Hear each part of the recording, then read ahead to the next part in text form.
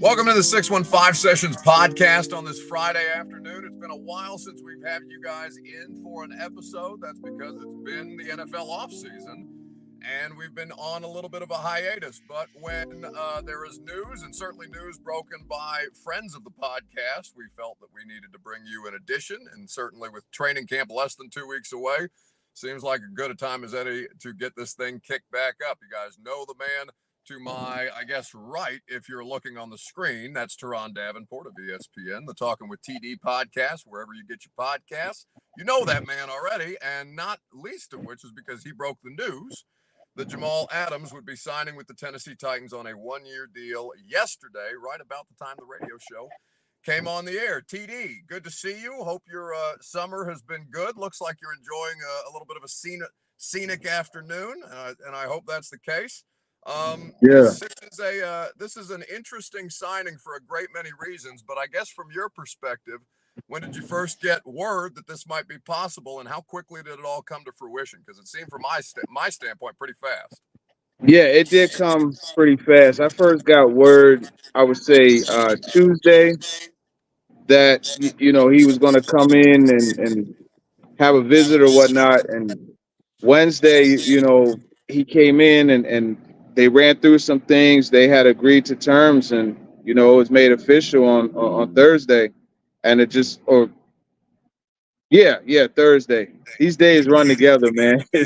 When we're not working like every day, they run together. But yeah, so it happened quickly. It was a deal that obviously Denard Wilson, the familiarity there, and it just kind of shows like his pool, his impact, his influence, and the respect that he has. So And when we saw the transaction come down, and when I saw your report first, my initial reaction was, I don't know about this, given a team with needed safety, because I hadn't yet seen the money, and now we know the money. It's been reported on. It's a deal that's less than $1.5 million. It's NFL, the equivalent of NFL couch cushion change at this yeah, point. It's very low risk. This is a player who has dealt with significant injuries in his still yet very young career, but is as talented a player as you could add at this time of year, given the circumstance. So from what we kind of understand Denard Wilson's defense to be, and what we know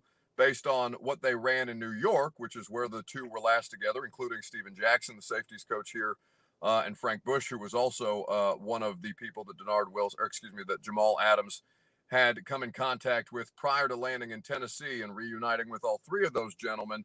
This fit makes the most sense situationally. Yes.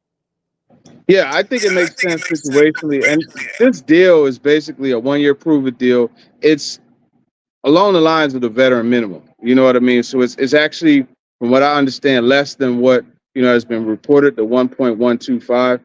But it's one of those ones where it's a big name, so there's going to be a reaction. But I think you have to take it in context. Like, I'll be the first to tell you, you don't want Jamal Adams in coverage against anybody. You know what I mean?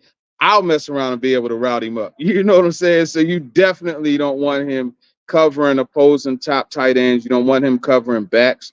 But if you could take him and use his strengths to your advantage, aka attacking the passer, aka coming up and making plays against the run, like he's like a Wreck-It Ralph. You know what I mean? You just want him to just bust stuff up, and that's really the main way you use him. And I think that's what they're going to do. It's very situational. Like, he's not a guy I would give a whole lot of snaps to, but when the time is right and you need a big play, boom, he can come in there, and that play itself could set a nice tone. And I think that's really what they're getting in this guy. It's a lesser version of Kenny Vaccaro. Had not a similar role, because Kenny was obviously a full-time starter for this team, but when you describe that tone setting type of player, Kenny is one of the first names that comes to mind, and what kind of juice that can provide to your defensive unit, to your sideline throughout the course of a game. The thing, though, Teron, that stands out to me about his last stop in Seattle, his last season in Seattle in particular, is the missed tackles. That, to me, in any position, is a red flag, and it was a career high percentage of missed tackles that he had. Pro Yeah. Football Focus, I think, had him around 24%. of the on a missed tackle percentage. And everybody has their own grades and their own numbers out there, so you could probably find some variance in that. But still, when you watch the tape, you can see some of that stuff. You can see that come through pretty clearly. And I guess I wonder if he fits the dog description, disciplined assholes with grit, the way that they need him to. And if they haven't surrounded him with the kind of people who can get him to be that kind of disciplined asshole that they need him to be. Yeah, here's the thing. I'm trying to think of the best way to put this. There's a reason why he was available at this point, and there's a reason why he agreed to what equates to the veteran minimum, right? He's not the player that he was, talent-wise, and then also availability-wise. 9 games, you know what I mean? In what, the last 2 years he's played, so it's not like last 2. I mean, he barely played in that one game in 2022. So, and he's there's been a serious injury, so, and this is a guy that Seattle, they let walk. They were looking at him coming back. There was a possibility, but they let him go. So it's not like this is a player that's fully polished and ready to be an instant impact guy. And I think fans, they hear the name, but they have to get away from the expected impact. And the fact of the matter is he could help. He's not going to save it. And I'll say this, I wouldn't be surprised if they go out and they make another move to add even more depth to the safety position. Because look, wherever Adams settles in the depth chart, it's going to be him. It's going to be Molden and Hooker. Hey, man, we're looking at 3 guys who have not completed a season in 2 to 3 years. In Hooker's case, 4, and in Molden's case, 3. So there's a lot of questions. And then behind them, you got Matthew Jackson, you got Mike Brown, you got Shaq Carter. None of those guys are proven. Even though Brown gave you some solid snaps late in the season last year, none of them are proven. So I wouldn't be surprised if they bring in another guy. No, in fact, I would consider it very, very likely. And, I'm sure you talk to plenty of people, Teron. We try to keep informed even in the dead time of year, and people are starting to trickle back into the facility after the July holiday. So those conversations will pick up again with representation, kind of figuring out where people's price points are. And I know Justin Simmons, who Titans fans have been lusting after, recently gave some comments. I don't think so either. Not happening. Not happening. I don't think so No.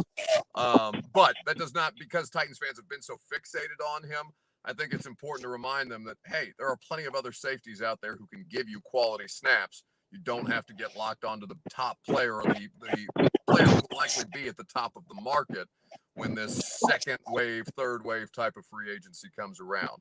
But you mentioned Matt Jackson, and I wanted to bring up your piece at ESPN.com because it was excellent. For the audience who has not been able to read it yet at ESPN.com, what kind of details can you give them without giving away the entirety of the piece, because it really is worth people's time? Yeah, thank you. I appreciate that. I mean, I think the thing that's coolest about this is he grew up in that housing development that's just kind of across from Nissan Stadium. And, I couldn't imagine, like, playing for the Eagles. You know what I mean? Like, and that's where he's living, being able to play for the team he grew up watching. And I think it's a great story from that perspective. But then there's also just the fact, like, his parents paid for his training at X3. The agents kind of abandoned him when he had a concussion his senior year.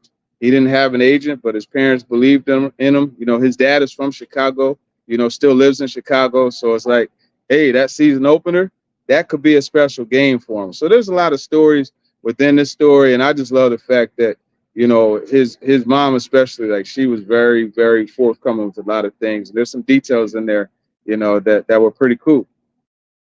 ESPN.com is where you can read that and everything else that our friend Teron Davenport writes. Of course, you can hear him on 102.5 The Game on a regular basis. You can check out the Talking with TD podcast, where I'm sure there are many, many more nuggets for you to enjoy. And TD, I hope you have a great rest of your Friday afternoon. I appreciate you giving us a few minutes here.